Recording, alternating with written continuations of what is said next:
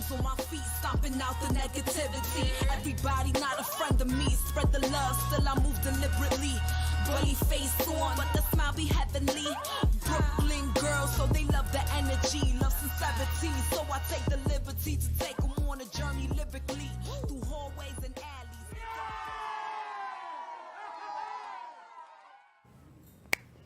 Hey everyone, and welcome to another episode of The Next Chapter, where we discuss shades of gray.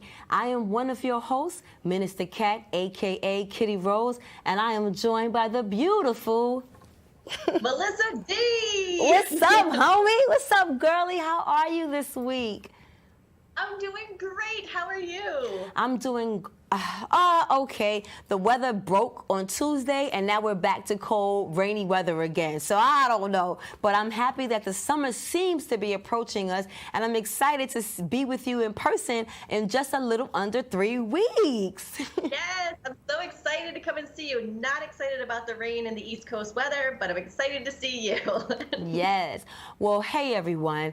We are back again at the Next Chapter, where we discuss shades of gray. And this week's topic of the week is one that Melissa brought to our attention, where we are going to talk about polyamorous relationships. Yeah.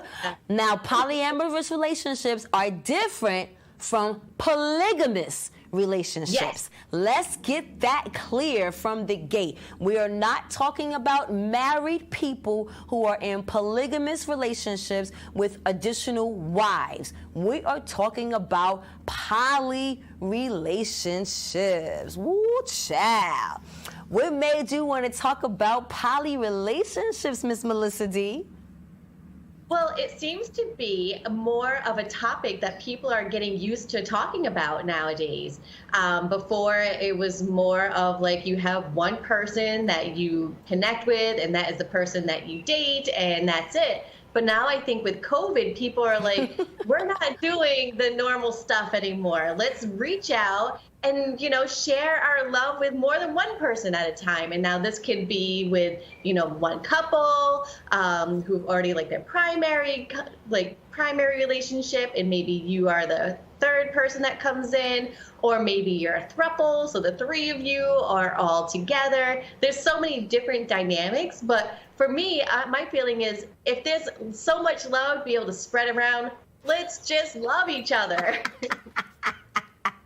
Have you ever been offered to be in a poly relationship, or have you ever thought about being in a poly relationship? Yes, I have. Well, I first got introduced to poly relationships in 2016 when I was in the beginning stages of dating what I call Tim, the native man. And the native man at the time, I guess his daughter, his baby mother, saw how close him and I was becoming in just the early part of the relationship, just the dating part of the relationship.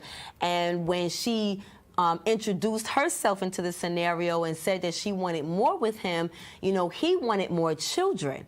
And I, at the time, did not want, well, I still don't, but at the time, at 2016, I definitely didn't want any more children, as my children were on their way out the door. But 2 years later, him and the woman end up getting married, end up having a second child together, and him and I would still kind of talk to each other, kind of still flirt with each other, because I think we felt like we were soulmates in a sense. And he brought up the idea of polyamorous relationship and, maybe, me being involved or me being included, not in their relationship, but having me as an additional. And as a Christian woman, it's something I thought about because I was not wanting to commit adultery, and I knew that I still had a connection to this man that I wanted to explore, because even in the relationship we were building, we had only been together 8-9 months, and we only saw each other in that 8 months 4 times, because it was a long distance relationship. So I felt like, okay, if I could still get what I get whenever I want and not necessarily be committed to you, maybe it's something to think about. But I had to make sure that she's okay. See, what people don't realize is that in these polyamorous situations, both parties have to be okay with what's going on. So when I now introduced the idea to her, she said, no, shut that shit right down. Shut that shit right down. And since she shut it down, then we could not partake. But in hindsight, now thinking, I don't know if I really would have been built for that. I think I would have at the time, but I don't know if I would have built. And I think that the fact that she knew that she wasn't built for it actually saved a heartache for all three of us. But you know, we did some research and I looked up a YouTube video I think will at least help the audience first get a complete understanding of what polyamorous relationships actually look like. Let's check it out. We live in a world where the idea of love is fed by a happily ever after. Our perception of what should and should not be is completely skewed by what we have learned in media. The typical pattern of intense passion and emotions, a conflict that makes us fight for that God-forsaken love, and then the resolution of being together forever. We see any romantic or sexual interests outside of that relationship as immoral, and that we must constrain ourselves for this one love for the rest of our lives. But is there such a thing as your one and only love? Is it not possible to love more than one soul? This question has resulted in cheating, divorce, resentment, conflicts, and a lot of lying. Is monogamy the only way to be in a loving relationship? More and more people are finding healthy relationships inside consensual, non-monogamous relationships. In actuality, the cultures that only accept monogamous relationships are in the minority worldwide. According to a paper in the Journal of Evolutionary Biology, 83% of societies allow polygamy. At Psych2Go, we're bringing you the 8 signs polyamory may be right for you. So, What do you think? So interesting that, you know, our society that we're from really promotes like monogamy, but most people around the world are open to ethical non-monogamy. And I think that it's interesting to kind of look at it because we have this assumption that one person is supposed to be our 100%, provide 100% of what we need in a partner. But I don't even know if it's a presumption or if it's another part of the distraction on keeping us controlled. Because the one thing that the video brought up was we want this God-forsaken love, this agape love that we learn about in the scriptures from one person, and we're taught to believe that if we receive this love or if we give this love to more than one person or receive it from more than one person, that might be immoral. So I think in the beginning, I've had this fight with my partner in the beginning because we discussed whether or not sex is for pleasure or for procreation, or can it be both, or is it for both? And I'm like, of course it has to be for both because we are sexual beings, we are sexual creatures. But I think that the monogamy and being a part of a polyamorous situation isn't really about the sex. I think that sex is a small part, but that gets overshadowed, like, well, he's just horny, or she's just horny, and he just wants to have multiple people, and she just wants to have multiple people. I think it gets construed where it's actually love and affection for more than one person.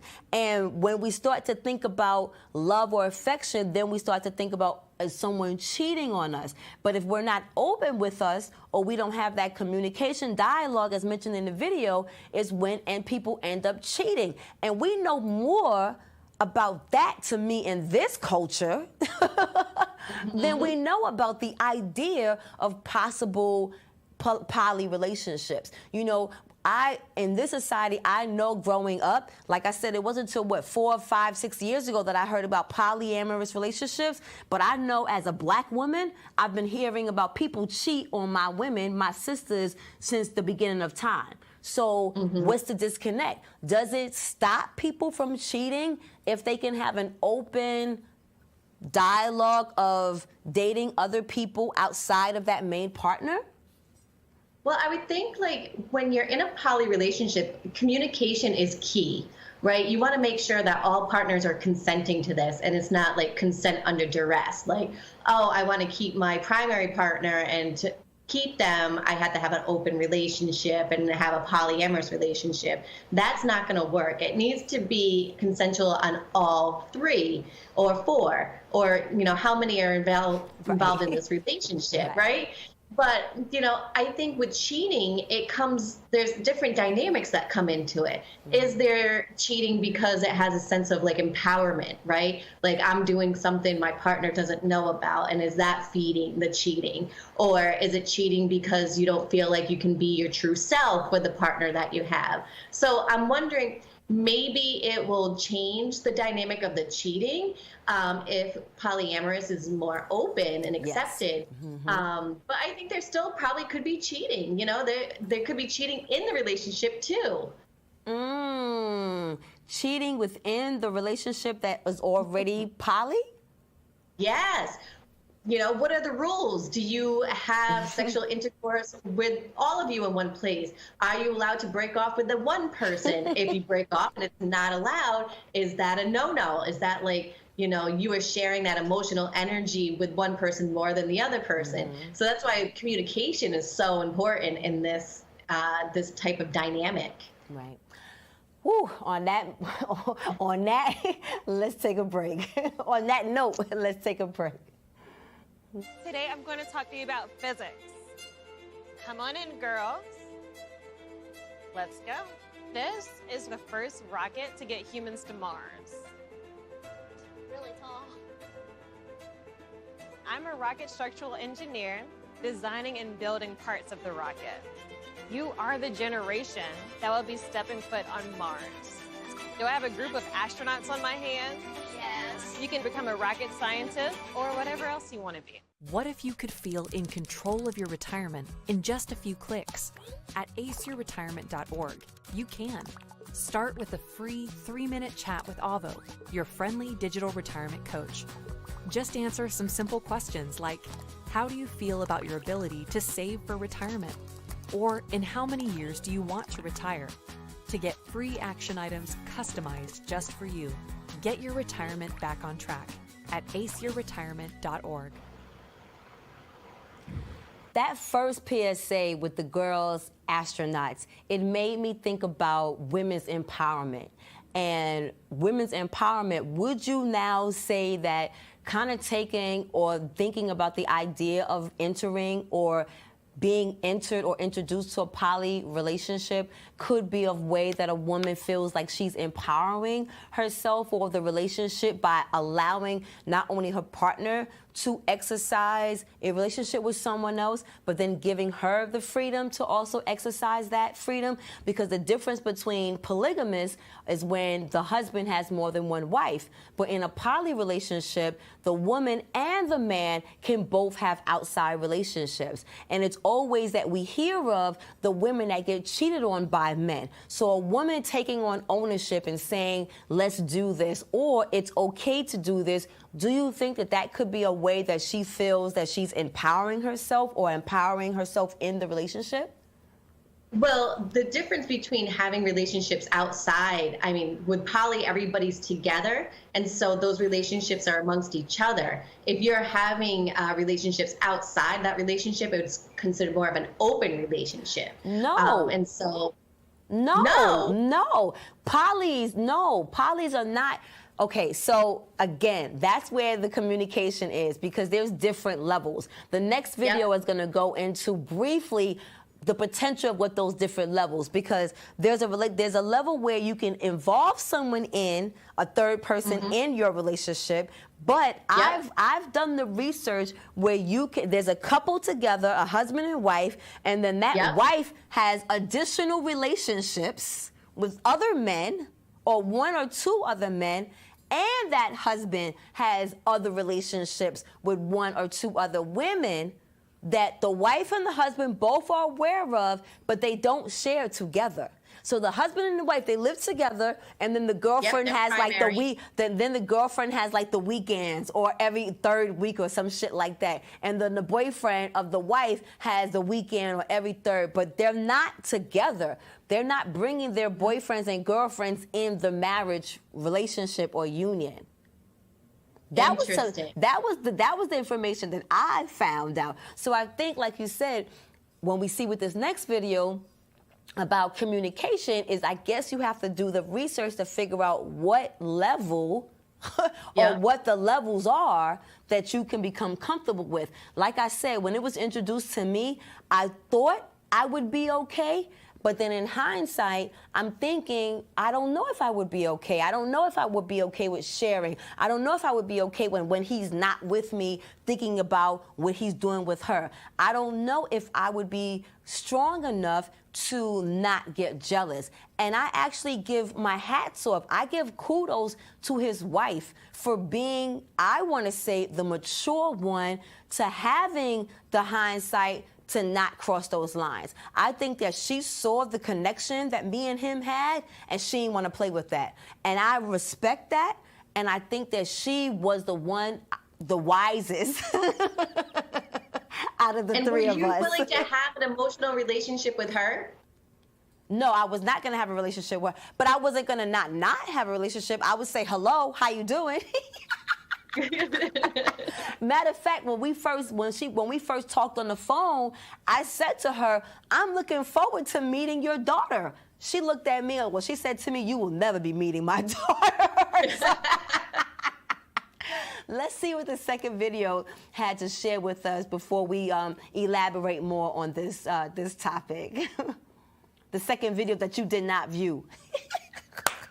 I'm telling all ya, yes, y'all. She does not always do the research before each show. But that's also the beauty of this show, because you're not only getting our professional point of view, you're getting our on the point of view at the moment of us talking together and talking with you guys. So once again, let's see what the second video has to say before we continue on the subject of polyamorous relationships. Polyamory, open relationships. There are so many different types of relationships that we have nowadays, and everyone's wondering basically the same thing. How do I date multiple partners? Now, as someone who's been public about the fact that I am polyamorous and I've been in relationships with 2 women at once or even more in my past, I feel that it's something that really needs to be said. First of all, if you want to date multiple people, there are some ground rules that you have to follow, in my opinion. The first is you get to decide what kind of relationship you're in. If you want to be in an open relationship or in a closed group relationship, or you want to swap partners, whatever it is, you decide. Don't let anybody dictate what is or isn't okay. However, do make sure that everybody involved agrees with what's going on. In most relationships, communication is the key to success. When you add more people, you need more communication. You absolutely have to have that. You need more people talking, because that's what makes this better. So everybody needs to describe what they need and what they want to be happy. Once you've ascertained what everybody needs, then it's simply a goal of working out how you're going to get into the relationship in the first place. There are only 2 ways of doing it. One, you're in a relationship that is not currently open, where you have multiple partners, and you want to bring somebody else in, or you want to open it up. In my mind, this is the harder of the 2 to do. It seems to be the one that most people want to do, and we'll deal with that in a moment. The other one is where you haven't yet got into a relationship and you're looking to get into one that has these rules and that is open. This is easier to do, but tends to be scarier. Before we deal with either of these, however, we're going to deal with the sort of like the elephant in the room that no one wants to talk about. Are human beings monogamous? I'll make it very simple for you, and I'll invite you to make the decision. If human beings were naturally monogamous, wouldn't we naturally just want to stay with one person? Are we? Interesting. Are we? I mean, this is the argument that I was having with another friend of mine. In the beginning of time, scripturally, we got the instructions that we had multiple wives so that we could procreate. But now that's no longer the issue, or no longer the need for procreation. So if the idea of sex is only to procreate, but people that don't want children, as we discussed on one show, or people who are past that stage of having children, if they want to engage in sex, then would that be in an open relationship, in a monogamous relationship, or in a relationship that entertained the idea of having more than one partner, and I think that that's what happens when, when you want to date one person, then now, you opening the idea up of dating multiple people. But if you can't even communicate when dating one person, how do you now communicate when you add people in that dynamic? Mm-hmm. And the other thing is that it doesn't always have to do with sex too. It could be wanting that companionship. And, maybe one person doesn't have enough time or able to, give you all the companionship that you need. And maybe having somebody else that does have that ability, but you still love the other person, maybe that's the way it works out for you. But as long as everybody's aware of it and okay with it, then, that's where the communication comes into. And not only aware, but I think when things start to arise that they might be uncomfortable with, you can have the communication that starts where you talk about the idea, but the communication has to continue throughout the process. Because what if one person gets jealous over another? What if one person now wants to maybe bring that person into the arrangement? What if they want to spend more time with that person? Like, there's so many layers that can come with this. If you stop the communication process, I think that that's where confusion can come in. But I'm going to tell you, Melissa, all that extra communication, in my opinion, already seems like a bit much and already seems like it's a danger zone, because just having your basic one-on-one relationship is fucking hard. Like, Satan is already on top of you trying to have a union that's righteous and that's pure. Then you want to add the elements of other people? I'm just saying, it's like, to me, that almost sounds, and no shade or disrespect, that almost sounds like people who are bisexual, who want both men and women. Like, they just want to have it all. Like, I don't know if I agree with that. Okay. And I think and it's funny because, again, I was willing to consider it, but I think, I remember where I had a guy who was dating me and another woman and told me that he was dating another woman. And I remember the weekend that he went away with her, I was stalking his Facebook page all weekend, like, what are they doing now? What are they at now? What are they doing now? And this brother wasn't even my man. You know what I'm saying? Just some cat that I dated, and I was going crazy, just him and the idea of another woman. I know with the guy I'm dating now, whenever I don't know where he's at, I'm like, what is he doing? Where's he at? Who is he with? It's so, because he's fine as fuck. So I know women are always coming at him. And I'm always like, when is he going to call me? So I couldn't imagine being able to be okay knowing that I was sharing. And I really don't think no man that I'm with would be okay with me giving my loving to anybody other than him. See, my ideal relationship would be to have a couple, man and woman, where I can show up, on the weekends and be like the unicorn. You want to be loving on me on the weekends? That's fine. I'm good with that. And then you do your thing during the week, but I'm special during the weekends.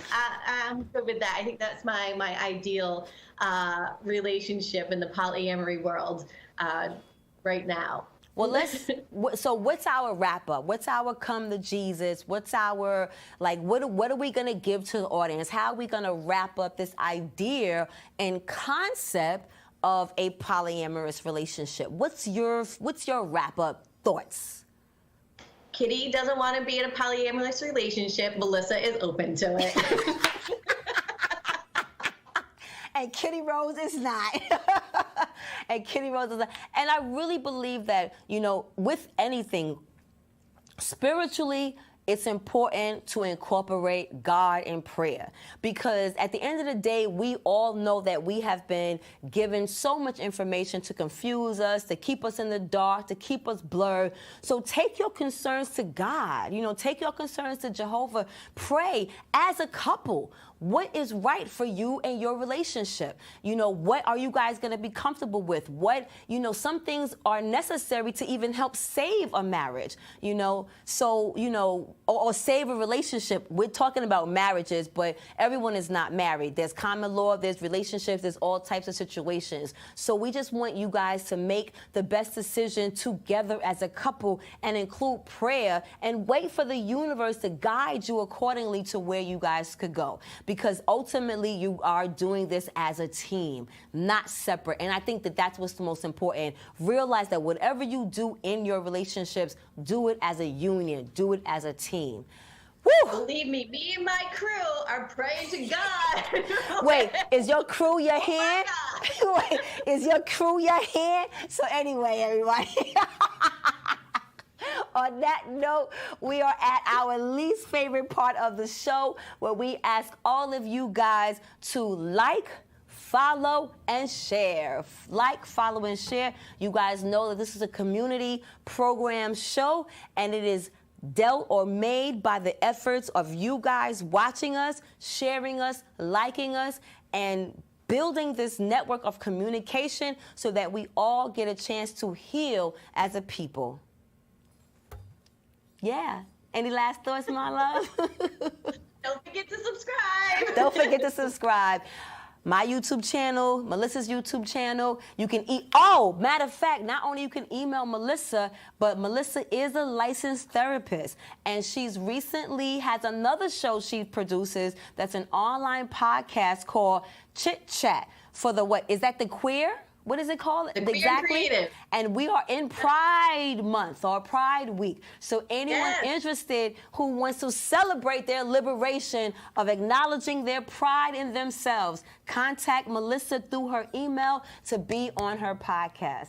But until next time, again, we want you to like, follow, and share, because we are the next chapter where we discuss shades of gray, and we want you guys to share your thoughts with us, because there are things that we don't know that you guys can help incorporate us. So in the comments below, whether it's on YouTube or on Facebook, or even email us at BronxNet or any other public access channel, share your thoughts with us so that we can do this as a community when it comes to the healing of our people. I think that's it. What another great show. Yes. Thank you so much, Kitty, for just being so lovely. Well, you know we might have to incorporate you in my poly relationship when you come up here. No, let me stop. You and them titties. I do lightweight have titty envy. On that note, everybody, I am your girl, Minister Cat, a.k.a. Kitty Rose, and I am joined once again by my beautiful co-host, Melissa D. Melissa D. All the way from Puerto Rico. Make sure you guys tune in every Saturday to BronxNet at 11:30, and all your other local channels. Check us out. All right, guys.